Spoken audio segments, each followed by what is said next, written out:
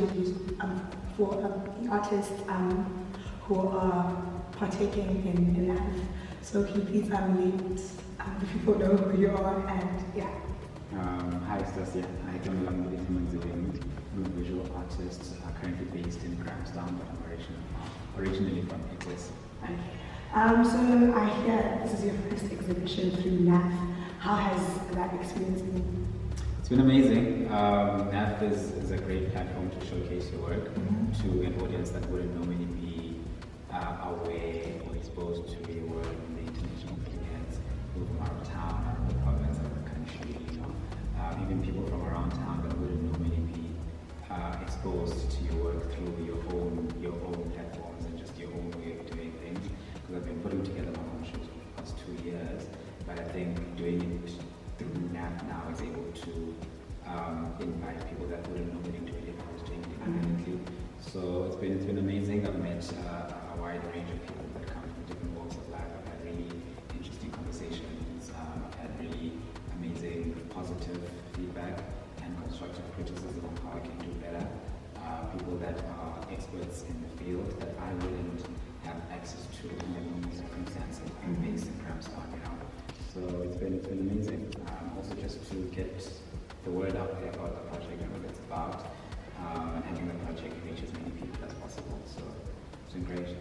Speaking about the project, how did you come about the concept of Hairitage?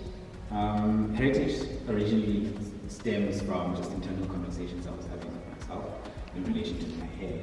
So I think the original thought was I was thinking about how I felt like I adopted different personalities with different hairstyles I've had over the years.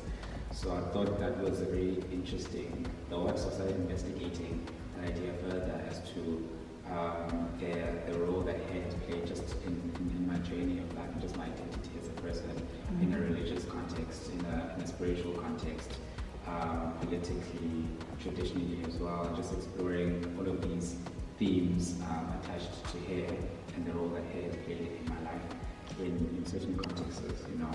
For example, traditionally, hair plays a huge role because men don't cause and have to go through the process of initiation. So there comes a time when just before you go through that process, and the symbolism attached to the cutting of the hair, which basically symbolizes letting go of an identity when they cut off that hair.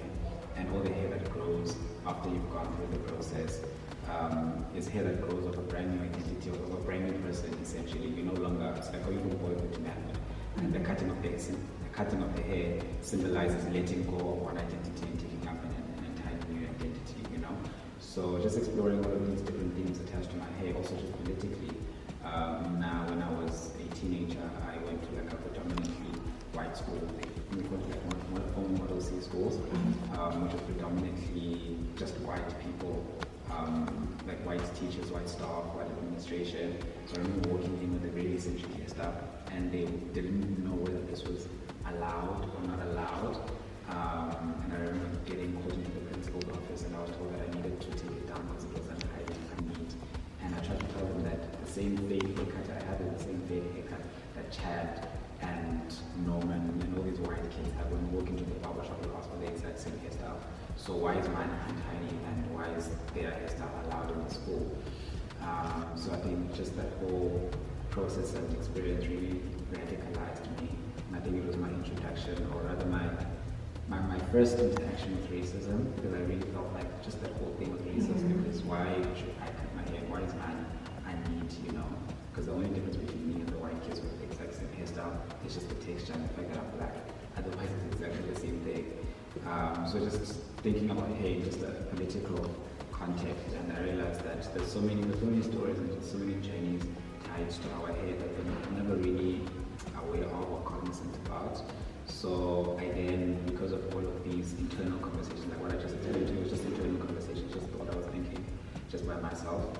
And I decided to start having those conversations with my close circle of friends, my creative community, only to realize that a lot of people share, like, not the same stories, but they do share stories, but they relate differently to their hair because their journeys are completely different.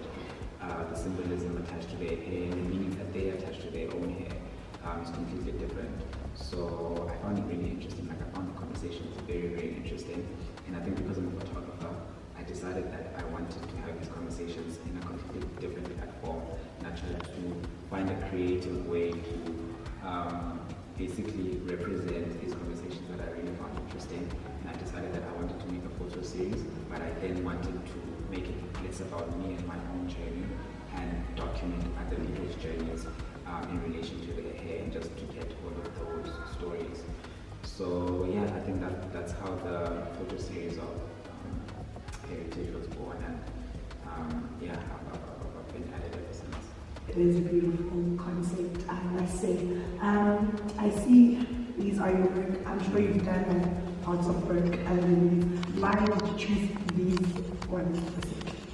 2 reasons, right? So the first reason, they only gave me like this amount of space, so I didn't have a lot to work with. But I think the other reason was when I think about Hairitage, I think this was one of the first shoots that I had for Hairitage.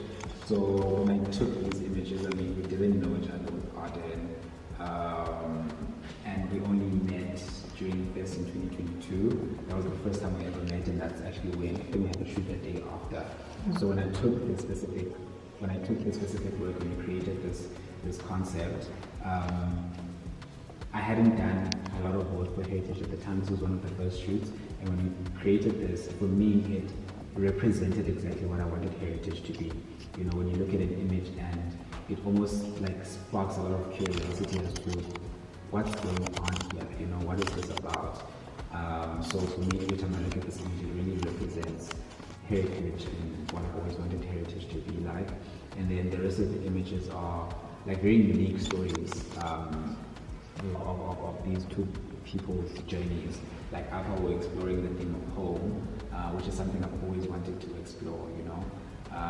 And I think all of the other work that isn't here is great, don't get me wrong, but I think I found these stories not more interesting, but I found this specific work to really represent the project, not the project itself, without having to have to explain what this is. And you know, like you look at it and you look at the title, you're like, okay, there is a correlation there. Because I think a lot of the times in photography or fine art, you sort of have to be there as an artist to properly try and explain this. Because Alpha, as this explores the theme of home, you can, not that you can see it, but this is basically Ube's backyard. Essentially, Kokwa is like Ube was like she's based in Cape Town now. You know, she told me the story of just her hair, just her journey, and how the journey like is really attached to home and her identity, and in relation to hair and everything. And I told her about the role that we have to go and shoot this thing. So Zealand is this is where she used to like herd sheep and run around as a kid and all that stuff. So I think it's easier because it tells the full story, because also with like how the hair looks and everything. So I chose words specifically that are straight to the point.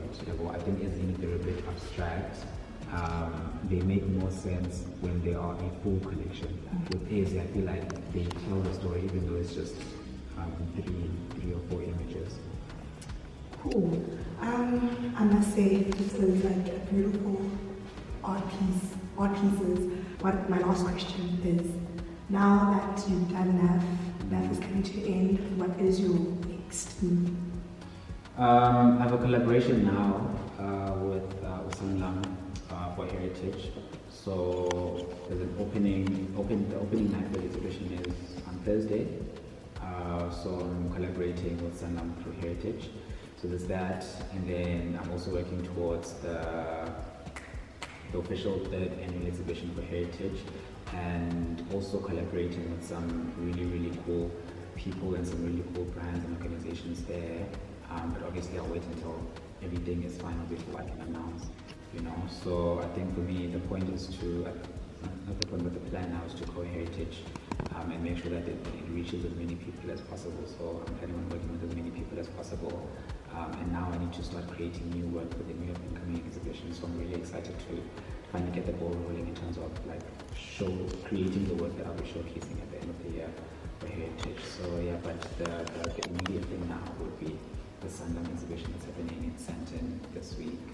and then everything that will unfold from that, and then just focusing on just creating more for heritage in preparation for the upcoming exhibition in October. I personally am excited to see your work. I'm sure a lot of people are too. I'm wishing you all the best.